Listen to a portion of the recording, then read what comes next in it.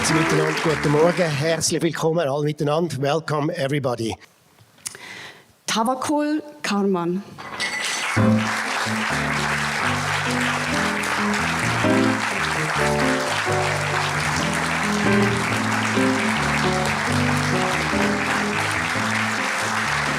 Sie ist Journalistin, Menschenrechtsaktivistin und Politikerin während des arabischen Frühlings.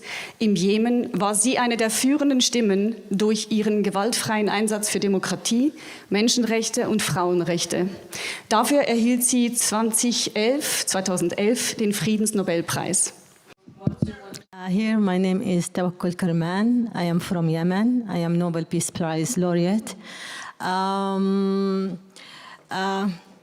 My hobby, I have a very important hobby, is to face dictatorship everywhere, and to topple their regimes anywhere.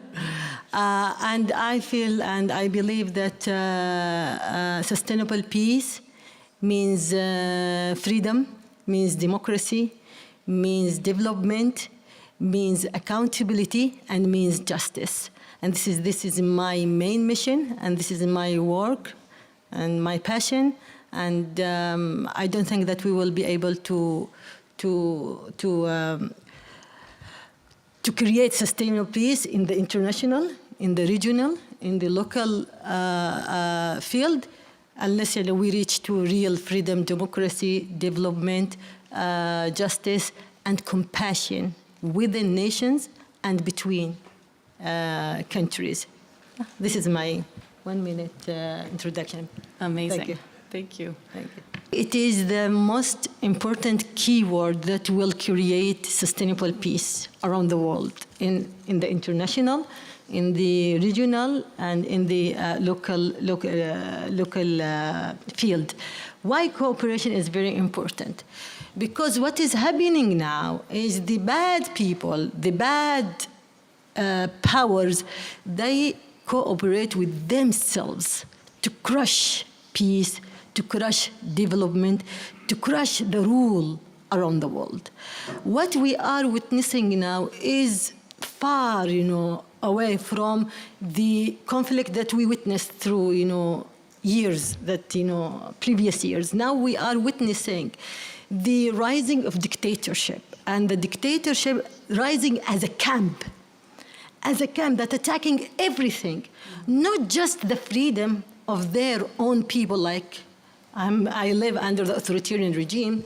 We were suffering and still suffering from this authoritarian regime, and calling the world to be with us, to help us on free the world from this dictatorship, as we send a very important message that dictatorship is not a local affair. It is not only a local dangerous, it's really pose a great risk to the global security and peace. What is now we witnessing? It is not just in the local field, it's in the global field. Now dictatorship is gathering themselves against the global freedom, the global democracy, the global development, and the global compassion. And this is now, when we are talking now about cooperation, that means we people, first, we have to gather ourselves as NGOs, as people, as private sector, as ordinary people. We have to take the responsibility. We have to save our humanity from within first, because what is happening now is tearing us apart. Internally, inside our nations, through divided us to regions, to sects, to colors, and here in the West, you feel that you feel how you are now divided between camps, between many identities. So it's very important now to save our humanity, to cooperate with ourselves within our countries, to don't let hatred to spread, to don't let racism to spread, to don't let fears from others to spread, to don't let mistrust of ourselves to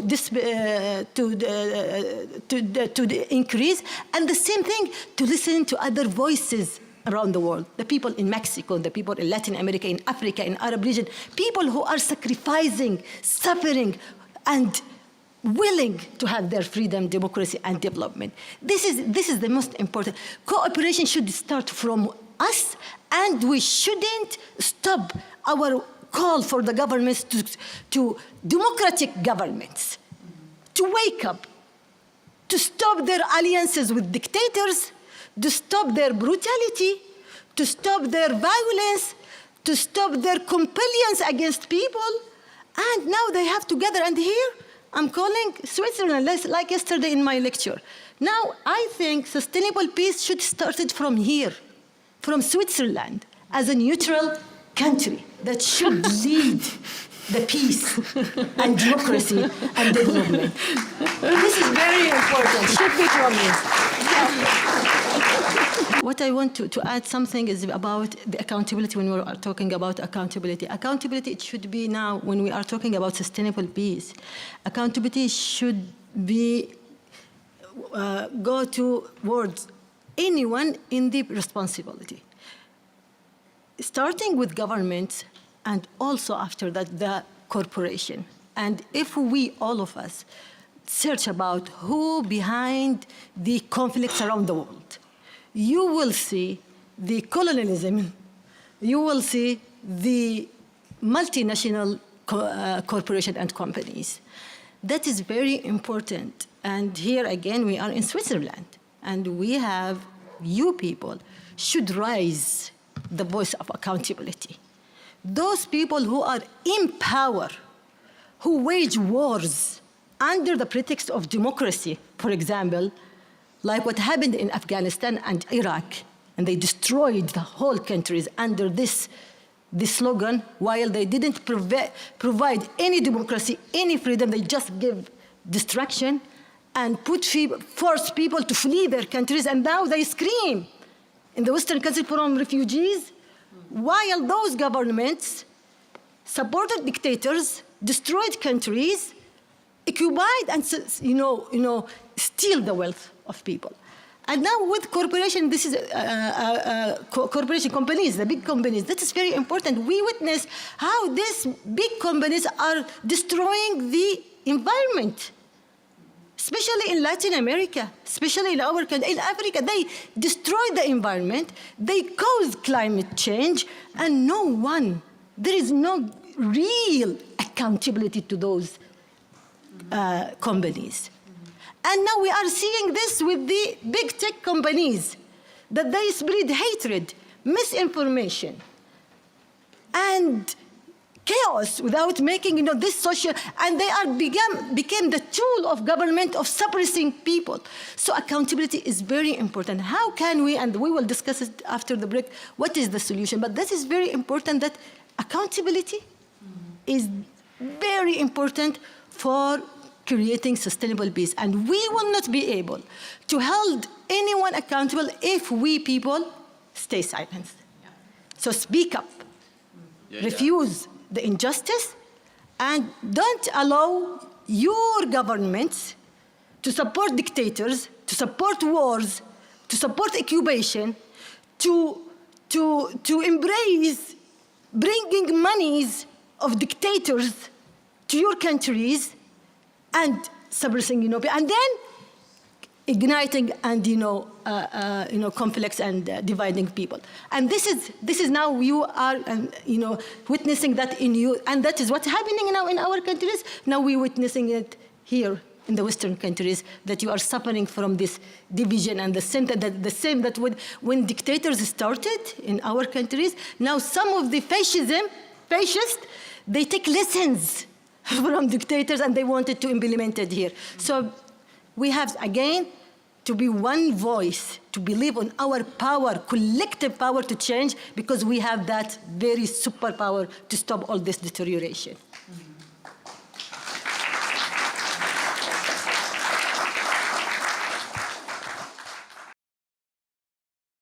That one of the most important solutions now that we call Switzerland to lead the world now. We are living in the age of the collapsing of global order, and we need a country to make to stop this deterioration in the global order, because if the global order collapses, there is no any kind of talk for peace, for development, for anything. So we need a country that reform the global order to be based in rule, to be based in values, to be based in human rights. It was based on double standard, unfortunately, but the alternative is not collapsing it, it's reforming it. So we call Switzerland to take this initiative to transform the neutrality to be real positive power, to mediate, to create peace, and again, to save the global order from removal. It's to reform it. This is number one. Number two is we should, I think, encourage and call for the compassion, especially from within nations and people, and we call the private sector on their responsibility. And the countries to stop their aid cut. Now there is a strategy, there is a policy of aid cut that is cutting the aids around the world, and just make some aids just for their interests, not for the fighting poverty or helping or supporting education or health or so. It's very important to encourage private sector, NGOs, to be brave enough to continue the aid cut. This is the second point. It's aid, the compassion, the cooperation between nations. It's very important because what is happening now is war against solidarity. We need solidarity to become, and this is calling countries, calling companies, private sector, and NGOs, donors.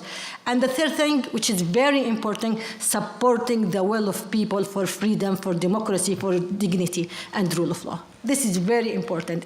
Anywhere that people suffer from dictatorship, from injustice, we should support people, not collapsing countries. And this is the real mean of, supporting people from within, that they have to win their battle for democracy, not collapsing countries under the pretext of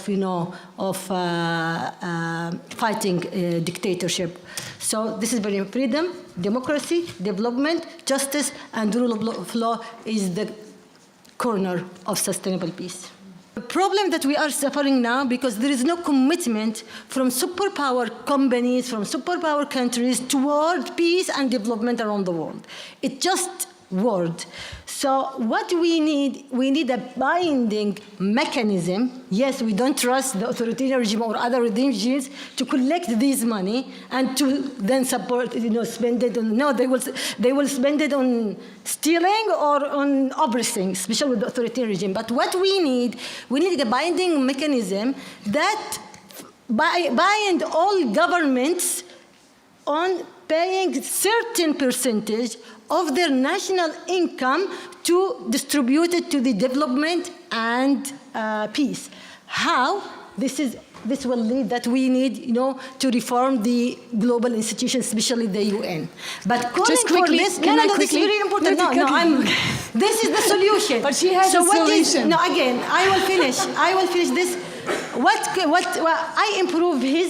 I improve his suggestion, because 2% is very little to these wealthy countries and people.